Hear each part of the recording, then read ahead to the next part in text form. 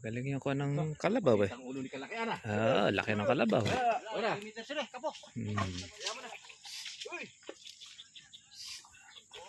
Yes. Parang yung gara oh. Ato may pitik niya.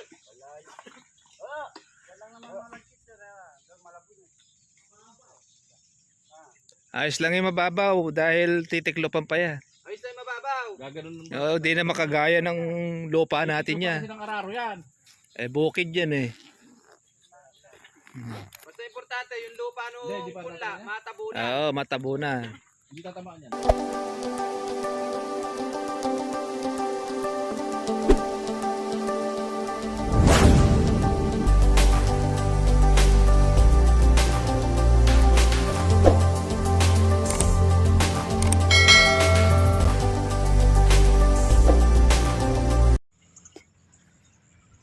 Good morning po sa inyo mga ka-trivia at welcome po sa aking YouTube channel. Kamusta na po ang lahat?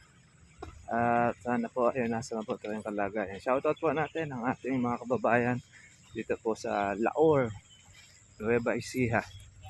At ngayon po mga farmers, magtatanim po tayo ng kalamansi ng ating kabayan si Sir Joel.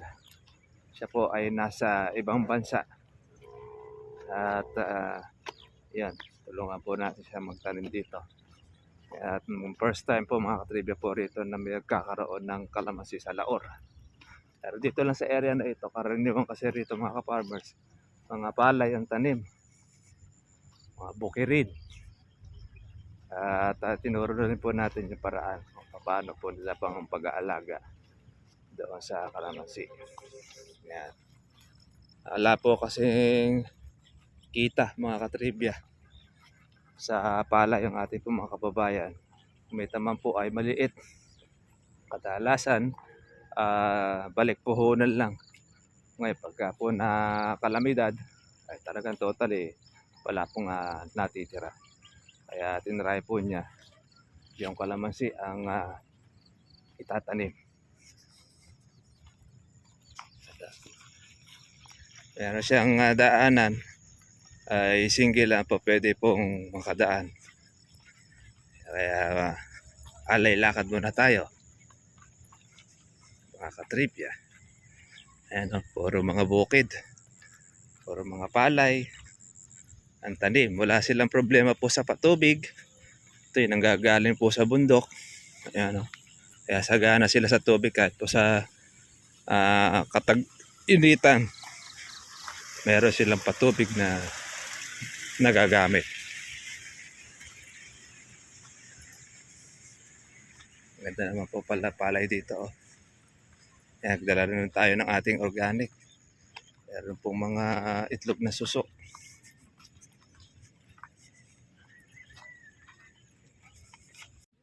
Ito po yung ating daanan, pilapil. Para doon sa ating pagtataniman ng kalamansi. Oo. Yeah, madali lang yan. Ang masama na may nakaumang na isda, ano? Yung buslo, yeah. Masasalok yun. Totoo yung nangingisda, akala ay may huli. Oo. Nakakuha pala. Sakto. Natamaan na grass cutter, tumatalamsik. Maga-maga yung nagmumura eh. Isipin nga namang tinatakpan pa nga naman ang dahon. Yung bomba.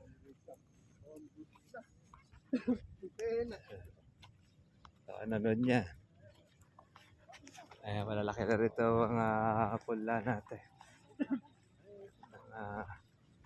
Kalamansi.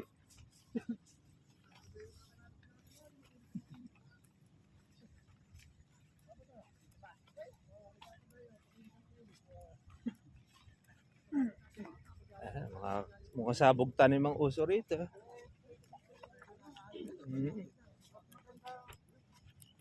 Ito, kung ano ito.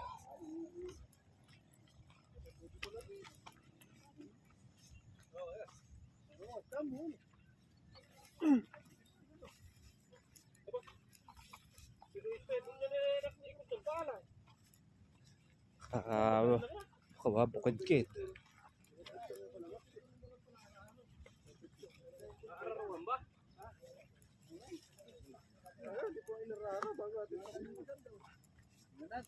Guguhitan na ng kuha niya. Ng tudling.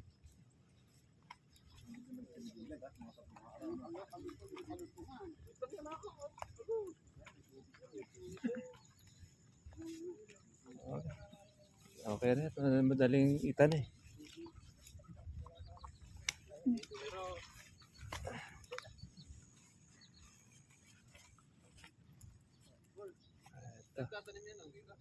Dito.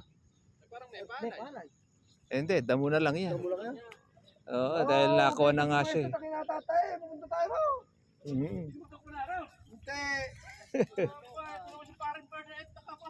Basiber na ba yung nakaraos na? Ito mga farmers po yung tataniman po natin ng kalamansi. May tubig na, may kuha na siya.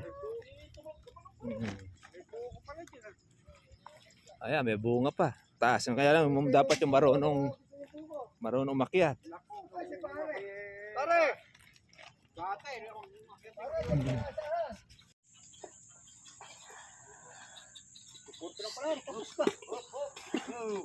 Galing yung kuha ng kalabaw eh. Ang ulo ni kalaki ana. Laki ng kalabaw. Wala.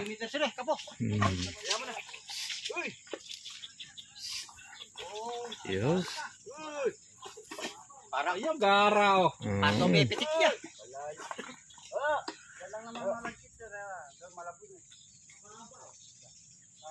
Ayos lang yung mababaw dahil titiklopan pa yan. Ayos tayo mababaw. Gaganon ng Oo, di na makagaya ng lupa natin yan. Kasi ng araro yan. Bukid yan eh. Basta importante yung lupa no Hindi, di pa pula, natin yan. matabo na. Oo, matabo na. Hindi tatamaan yan. Layo yan. Ilulutang yung lupa no pula. Baka tamaan ng kabila yan. Kasi pagka labo ng lupa niya, tatabunan pa ulit yan.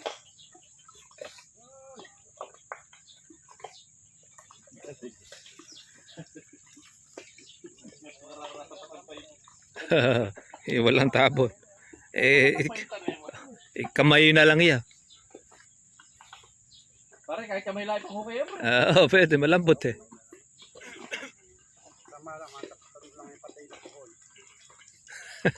Ay, hindi na pala tayo dadantay dyan, ano? Mm. Puro sila pala kakananya, ano? Siya na. Kabilaan lang. Kaya kabilaan lang. Tapos tulos-tulos lang. Ganda ng Kaya- pa ako. Parang, Kaya kamay lang ang kukodya. ganda ng pa ako. Parang binunot. Oo, alam mo parang bulate. Pamingit mo. Merong kwan dyan eh. Hindi, namimingit yun. Sa ilog ano. Kaling naman tayo, diretso, ano? Sanay yan eh. Talaga ko sa araro eh. Be, dati Roma tangkon yan eh. Mm. Yung taga-silip na gano'n sa kuha. Ah, Kain man. kaya madiretso eh. Ano? Pero taga-silip na gano'n sa kuha. Yan na ba ang ano niya? Yan na yan, dito. Ayan na yan. Tatapatan lang ngayon. Tatapatan niya na ngayon ito ko na ito. Aray! Aray! Dati palang line man si Tatang eh. Ayan, pisa na tayo mga farmers po noong ang tanim na Dati palang tuwang line po man si natin Tatang. Gano'n no? yung kalabaw. Ito po ay bukid siya. Pero hindi po yung lubog-lubog ang gagawin po natin. Dahil yan to mga katribya po ay kama gagawin natin. Dahil ito po mga farmers sa tagulan ay puro palabas naman po ang tubig. Yung tagaraw, okay lang po dahil tag-init tayo papunta po sa Katagarawan. Kaya Dini na ho kayo sa okay kabila. lang po yung ganito. Ang lalaki na po yung pula na itinanim ngayon para po maganda-ganda po sa tagulan ay kabawi na ang kalamansi. Kuya, i-guide mo siya sa pangatlo.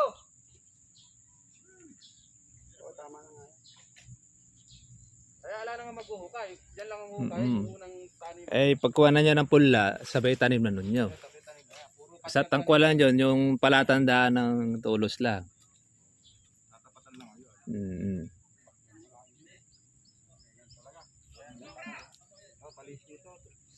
Palis talaga niya. Ay, no, may method.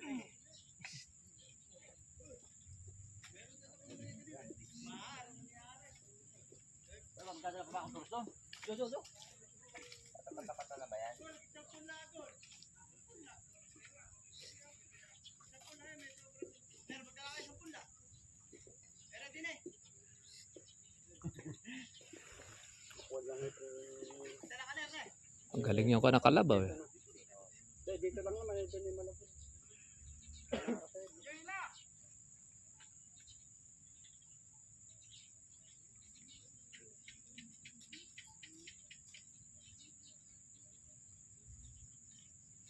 Gusto ko sa 3 meters yan.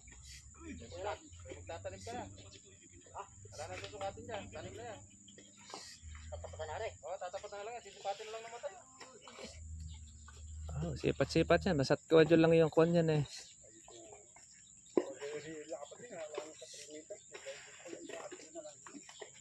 Yan ang 3 meters yan. Hindi, 3 meters yan. 3 meters yan yung sinabi ng... Kahit naman yung sinabi ng perfect dito.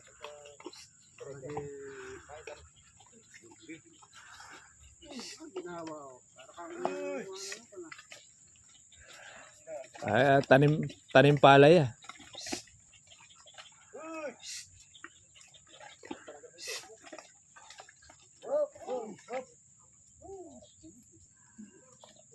May palay kalabaw mo na, diretso ah.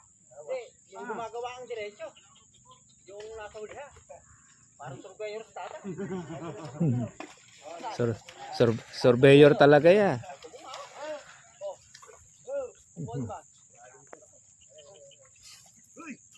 Lalim pala dyan.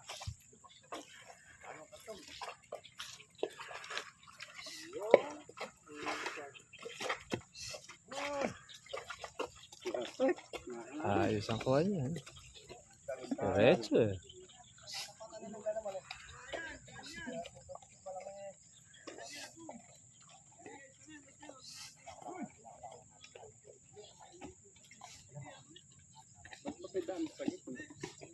Ah, meron. Pinagpagawa ng daan yung may-ari.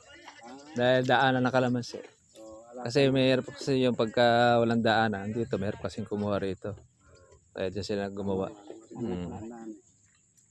Kaya pinasadya niya yung 12 metros. Eh mahirap nga naman kasi pag uma-harvest na walang daanan. Puro hakot ang gagawin. Eh, kahit tricycle pwede makapasok. Kolong-kolong ang pwedeng makakuha dyan.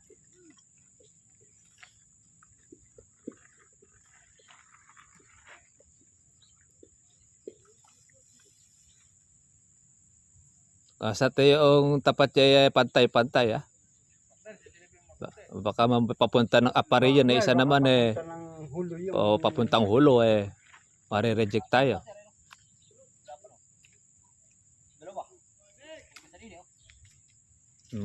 Dito sa kabila wala pang kuwan niya. Kaya sisipatin ninyo yung kuwa. Wala nang papalahin. Oh, puro tanim na lang tayo diyan. Maganda po ate sa isang paraan na lang po pag tumigas saka. Oo, opo, basta isang para lang nito okay na yan. Pag tumigas siya, mahirap. Pagka po kuha na siya, Po siya ay patitiklopan nyo na lang. Apo. Kasi basang-basa yung lupa eh. hindi kaya itudling po eh na. Oo. Iwasan ninyo mga kasama po yung kuha na yung pula na medyo babasog yung lupa. Punitin yung mabuti o plastic.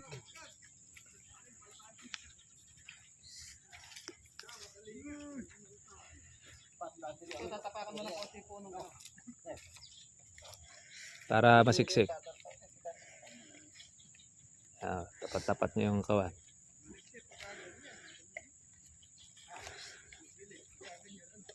Oo. Sa susunod na lang ninyo yung kuha. Pagka medyo tuyo na. Basta't makuha lang. Dahil basa na may lupa eh. Opo, mahirap magtudling eh. Sa pala kasi yan, malagkit yan. Kaya pinaakuha natin ng araro para at least Mas maganda po kaya pagkapala po yan. Hindi, mahirap sa pala. Kasi malagkit yung lupa eh. Pag natuyo po ay Pag natuyo po, pwede rin. Kaya lang matagal. matagal na lang. Oo. Dapat talaga dyan, titiklopan lang po ng araro eh. Parang umalsa lang po yung pagitan natin, hindi mabababad sa tubig yung kalamansi. Sa tag-araw, okay lang yan. Dahil mabilis matuyo. Sa tagulan, yun ang pag-prepare natin dyan para Patudlingan. oo, tudling. At least yun, puro palabas dito sa kanal naman ng tubig. Maganda nga po pala dyan yung pagkayaring anihan. Oo. Yun ang kuha niya dyan. Para dalawang kalabaw. Dalawang kalabaw. At least yung makakadaan na rito yung mag-aararo. Pero ngayon Tagara, wala pang problema yan. Pag prepare nyo lang po ito, bago magtagulan. Kahit doon na lang ninyo patiklupan. Para prepare natin sa tagulan. Ngayon, okay lang yan, kahit ng ganito. Hmm.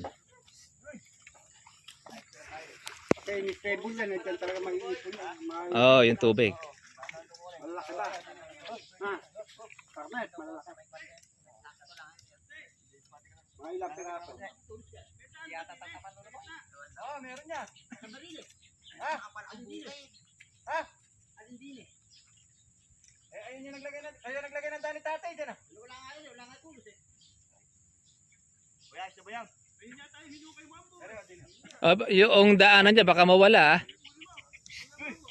Sipatin nyo yung daan nyo dyan. Baka mabura.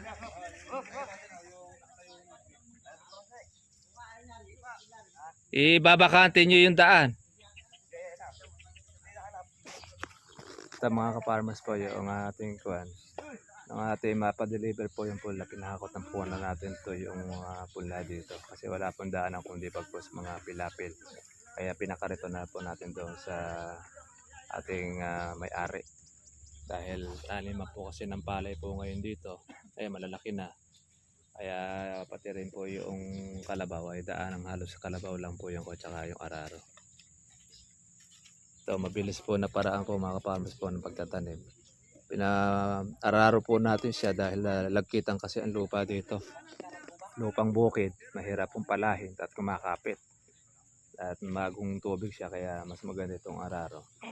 Tapos pagka medyo po gumanda po ang panahon at medyo matuyo yung lupa, tsaka na lang po natin siya patitiklupan para po nun sa susunod po na pagtagulan na mga ka-farmers ay may laban na po ang kalamansi natin po sa tagulan.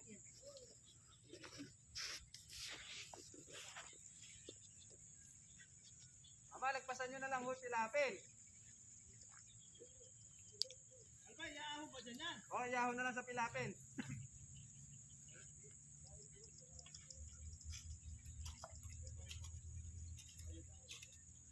Para makuha ka diretsuhan.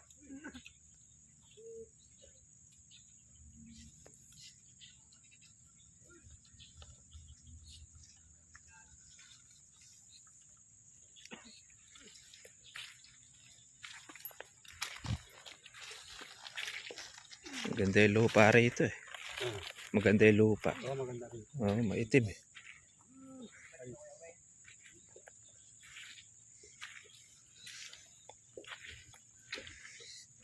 Yan.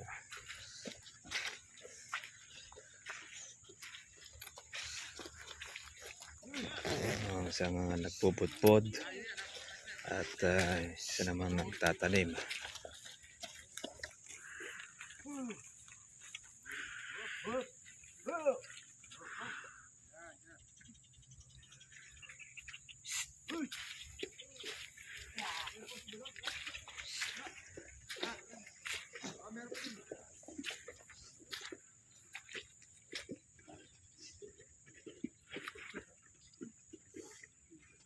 Ito yung pinakadaanan na request po ng may-ari.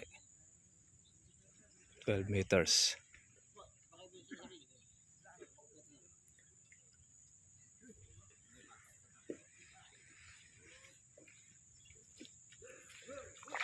Seven, 8, 9, 10, 11, 12, 13, 14. This is ice.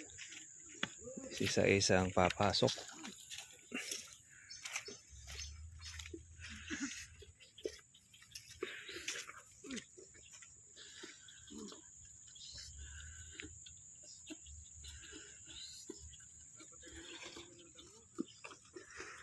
Eh di na mabobomba ng damo.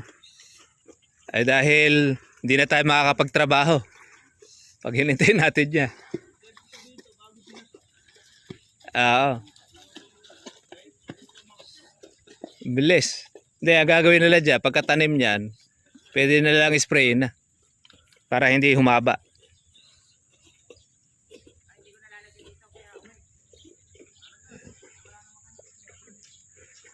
O basta tapat-tapat nyo yung tudling ay maganda.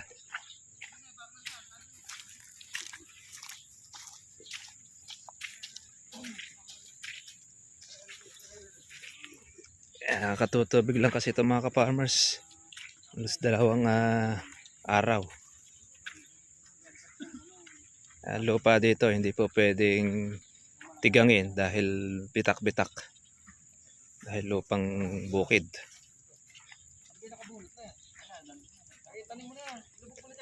Okay, tanim mo na para di mamatay. Doon ka sumilip ng katapat, doon ka lagi tumingin. Diyan, para makita mo yung Oh, yung tapat-tapat ng kuha niya dyan. ito, wala na to. Mm. Boom. Yung mo to. Sir, kaya mo tingnan mo kasi akala tingnan sa hindi ka rin sisilipin mo pag ano. Pag ano, hindi lagdag. Kailangan mo. Gagawa na lang tayo, gawin natin ng mahusay. Yung walang ganong maipipintas. Ano ba, Kuya Tonton? Ano? Para kagiliwan tayo.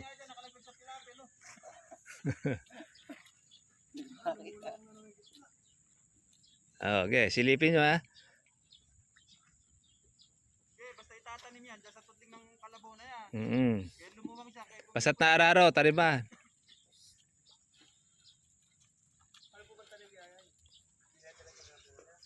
Tapat-tapat. Sisilipin nyo para ano na eh. Ang tabon, basta't malubog lang ng konti yung lupa na yun. Huwag nyo isasagad yung tabon. Dahil patitiklopan pa yan.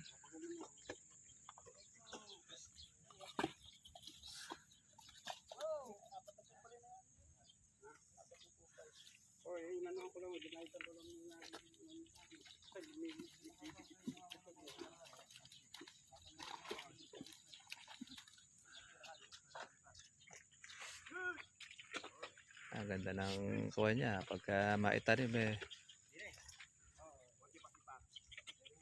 Okay, mayroong mga taga-sipat, mayroong taga-lubog.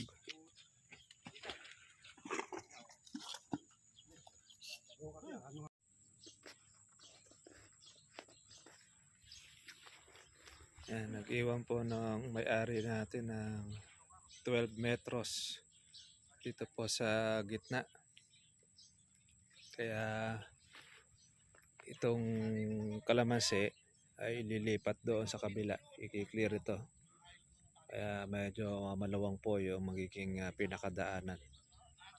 12 metros papunta ron. Halos yung magkabilang gilid. Yan po ang matataniman. Kaya mangyayari dyan baka 1,000 mahigit. O baka kulang pa 1,000 yung maitanim dahil malaki po yung pinaiwan ng may-ari, 6 meters. Hindi natin alam kung ito ay gagawing daan o ano man yung magiging project po ng ating kasama. Kaya yan ang kuhan dyan yung linya ng ating kalamansi.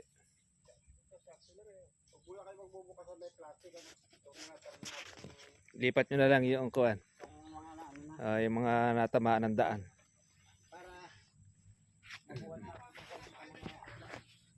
Buti na lang at hindi pa natin naitatanim po yung iba.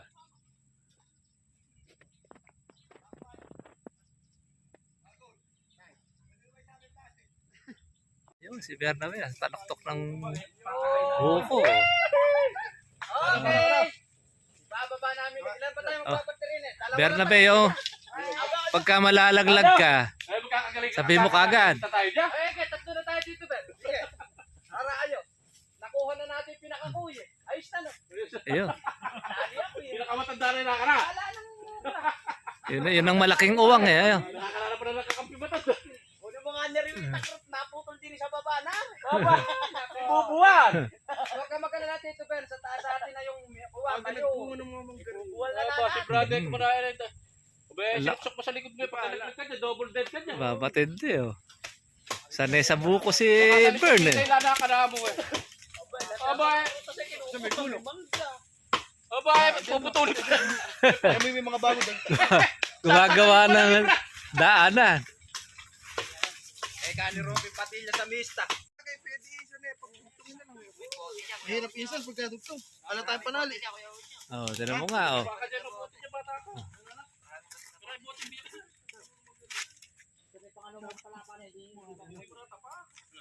Asog pa. Yeah. Okay, ang ganda sa kona yan. Tuyo yan, delikado yan. Tito Berne.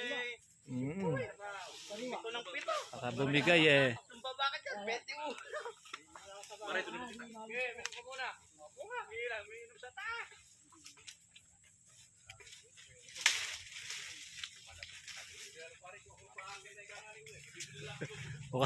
Mukhang napasubo yata yung kapatid dito sa kuha, sa buko ah. Sana, ready? Okay, bigay mo. Ayun po yung mga kapatid, nagkala ko. Hindi, Ganun pa alam po sa kapatid niya. hindi lang manananim ng kalamansi, mangunguha rin ng buko eh. Oh, si Bernabe nagbiyak na sa taas eh, oh. Oh, asyado. Yan. Lalo ka pala Brad kay Paring Bird. Sabi mo kasi wala nang aaba, wala nang mapapala pagka inagdagdag. Sabi, maglaglag ka muna bago ka uminaw. Takaw pala. Para, Sa pagkakaya. para palang unggoy kumakain sa taas eh. Hindi, ganun daw yung sabihin ko. Hindi ko sakit pa niya kayo niya. Ito na mga katribya, yung tanim na kalamansi sa pagkakataong ito.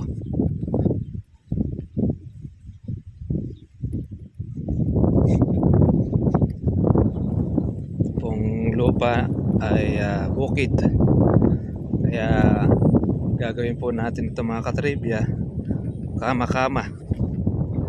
Pagkatapos lang po ng pagmatanim, medyo tumigas-tigas po ang lupa, paararuhan po natin siya pataklob. So sobra po itong punla dahil 12 meters po yung daanan po sa gitna.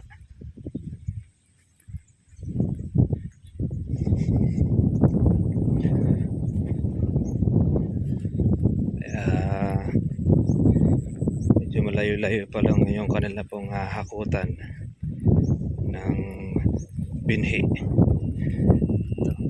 Yung matagal-tagal na rin po itong punla nila. Ngayon ay natanim na mga farmers. Konti lang ano. Wala pang 100. Malamang. Kaya tama lang din ang kawa.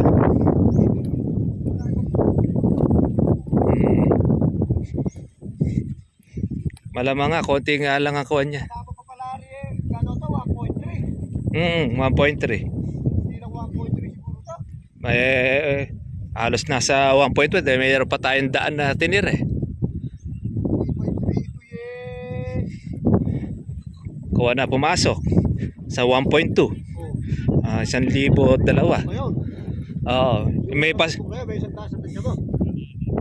baka kulang. May kulang sa hindi makapasok pa rin sa kanila. Meron pa yung palso. Nasa 30 ang palso yata yan. 40 ganyan. Iba, marami. Ewan ko, gusto na sila sa bigay uwi. Doon sa dulo. Na lang kay Amburo.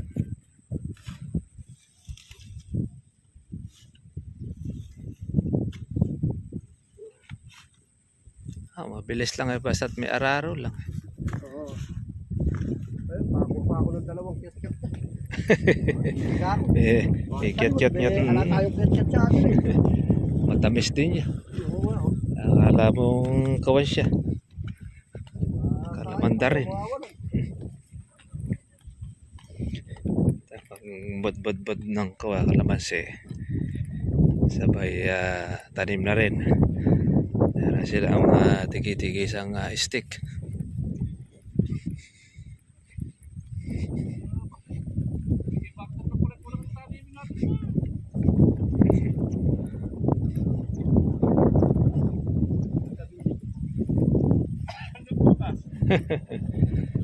Bukas sila dyan na matutulog. Habang nagkukuha dyan eh. Nabanat yung likod ko ba? Mata. Mahaba din eh, maluwang eh.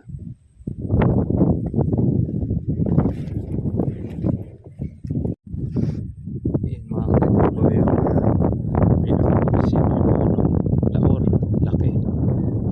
Mansion. Yan ang ganda po yung tinaniman po na ng kalamansi. Ito po yung itindera po ng may-ari, yung 12 meters sa gitna na binakadaanan. Ang ganda yun sa may buko. Siguro baka ito yung doon gagawin yung kanyang rest house. Ayan, nakapalibot. Ayan, palibot ng kalamansi. Ayan, nakagitna po itong kalamansi na ito sa gitna ng palayan. Puro palay ang kanyang katabi.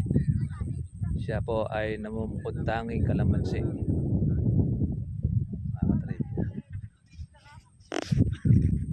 Siguro abutin na po tayo mga farmers po dito na medyo didilim ng konti, pero tatapos naman po natin ngayong araw na ito. At shoutout po natin si Sir Joel para dito sa kanyang tanim na kalamansi. Isa pa po mga farmers, God bless sa lahat. Kita po tayo po bukas para susunod po natin vlog.